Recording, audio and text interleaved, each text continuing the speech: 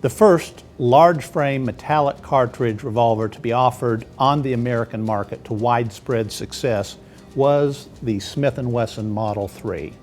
Model 3 is a term that refers to all the large frame Smith Wesson revolvers made from 1870 to about the turn of the century. There are a number of variations in that model: the American, the Russian, the Schofield, the new model number 3, and double action models. But the very first is what's come to be known as the American model, and it was an instant success. It's in the speed of reloading that the big Smith & Wessons really give you an advantage, especially in a gunfight. What you do is you pull the hammer slightly back, you open the top latch here, and then when you go to open a Smith & Wesson, the extractor comes up and kicks out all 6 cartridges at the same time. It also allows you to rapidly reload all 6 chambers, and you're back in the fight. A U.S. Army officer, George Schofield, was familiar with the Smith Wesson Americans that had been issued to the Army, and he was a huge fan. He thought he could improve this design. He saw the thumb latch as being a problem, that the gun had to have 2 hands to open the cylinder. He designed, patented, and introduced a gun that could be opened one hand. And as a cavalry officer, he thought this was important for mounted use. With the Schofield latch, the latch is simply pulled back with the thumb, and then the gun can be opened one-handed, automatically eject the empty cartridges and expose for reloading, which he thought would be a significant advantage on horseback. Smith & Wesson's largest success with its big top brakes came with the Russian government.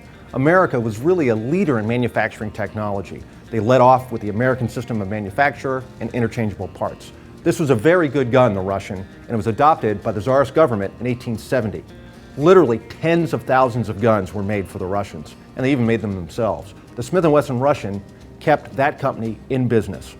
This is where you get into the question of how do you know a particular individual used a particular gun. If you look at the famous gunfight at OK Corral, it's traditionally pictured in movies and television as a battle using Colt single-action armies. And a very strong argument can be made that a majority of the people participating in that fracas were in fact carrying the big old peacemakers. However, if you dig into it a little bit, you can find sources that will tell you that Wyatt Earp was carrying a Smith & Wesson American model. Virgil Earp was carrying a new model number 3. Doc Holliday was carrying a Colt conversion revolver, and the McLaurys were carrying a Schofield and a Smith & Wesson Russian.